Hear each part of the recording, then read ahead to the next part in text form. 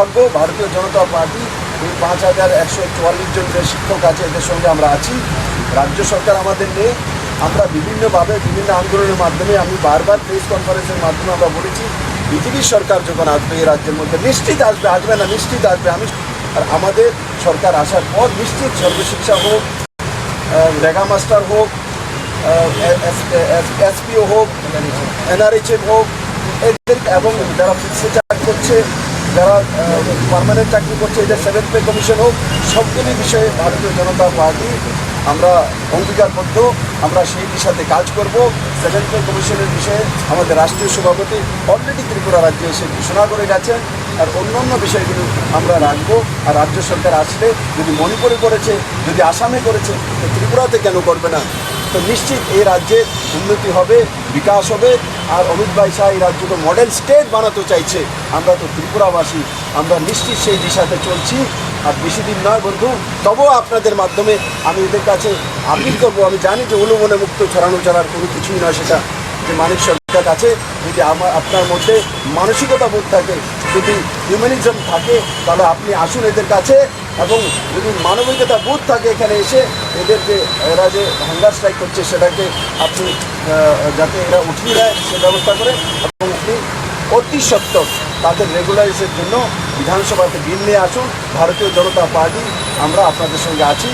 এই বিষয়ে জনস্বার্থে আপনার যে কোনো কাজ করবেন, ভারতীয় জনতা পার্টি পজিটিভিটির সঙ্গে থাকবে।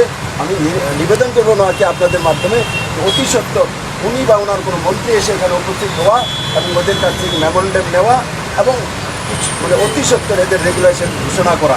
ভারতীয় জনতা পার্টি আসলে সব কিছু করবে সেটা মানিকবাবু জানে, ত্রিপুরাবাসীও জানে, কিন্তু এখন 6 মাস এদের কী ব্যবস্থা সেটা অতি সত্ত্বর ব্যবস্থা গ্রহণ করার জন্য আমি আপনাদের মাধ্যমে আবেদন করি। আজকের বিকালের ফ্লাইট একটা সর্বদলীয় টিম নিয়ে আজকের ফ্লাইটে আসামে গিয়ে, মণিপুরে গিয়ে 3 দিনের মধ্যে ঘুরে এসে বলুন ওই রাজ্যগুলিতে চলছে কিনা। তাহলে তো জমা পড়ে যাবে চোখ।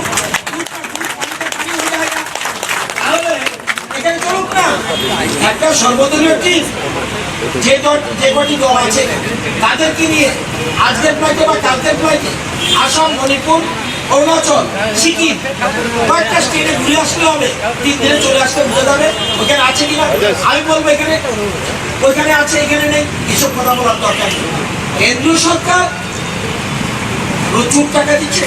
কেন্দ্র সরকার কোর্টে এফিডেভিট দিয়ে বলছে, কেন্দ্রীয় সরকার কোর্টে এফিডেভিট দিয়ে বলছে যে মিস্টার যদি পাওয়া উনি under secretary ministry of human resource, উনি বলছে আমাদেরকে যেরকম ভাবে পাঠায়, রেগুলার পাঠালে রেগুলার টাকা দিই, কন্ট্রাক্ট পাঠালে কন্ট্রাক্ট টাকা দিই।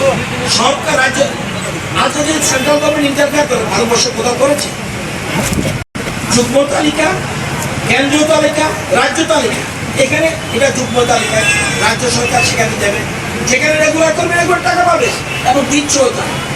এই যে জিনিসগুলি এটা বলার বাকি রাখে না। আমি অনুরোধ করব আপনাদের মাধ্যমে রাজ্যের মুখ্যমন্ত্রী, শিক্ষামন্ত্রী, এর মধ্যেই আজকে যদি কোনো অঘটন ঘটে, এই আন্দোলন অনশন আন্দোলন ভালো, ন্যায্য দাবির জন্য যখন কোনো পথ না থাকে তাইলে আন্দোলনে যায়।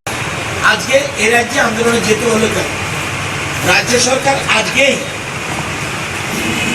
তাদের যে বিভিন্ন প্রতিনিধি রয়েছে তাদের মাধ্যমে আজকে তাদের সাথে আলোচনা করা উচিত। আলোচনা করে তাদের আন্দোলন প্রত্যাহার করার জন্য বলা উচিত এবং কি করা উচিত। এখানে ন্যাশনাল পার্টির বিজেপি দলের সভাপতি বলছেন ওনারা সরকার আসলে ওনারা দেবেন, এবং এতে শুধুমাত্র বলার জন্য বলা নয়, এটা কিন্তু রাজ্যে বিজেপি সরকার করেছে, এটা প্রমাণিত সত্য। সুতরাং রাজ্য সরকার একটা সরকার হিসেবে দেখে সরকার গঠন হয়েছে। আমি অনুরোধ করবো তাদের সাথে আলোচনা করে তাদের দাবিকে সমর্থন করা উচিত। এটা আমরা বিধানসভায় অসংখ্যবার বলেছি। আমি ব্যক্তিগতভাবে আমার মনে হয় এই বিধানসভার ইতিহাসে অন্তত না হলো 50 দিন এই বিষয়টি আলোচনা হয়েছে। আমি মনে করি তাদের পাশে দাঁড়ানো উচিত। সারা কোন মতের কোন পথের আমার জানার দরকার নেই।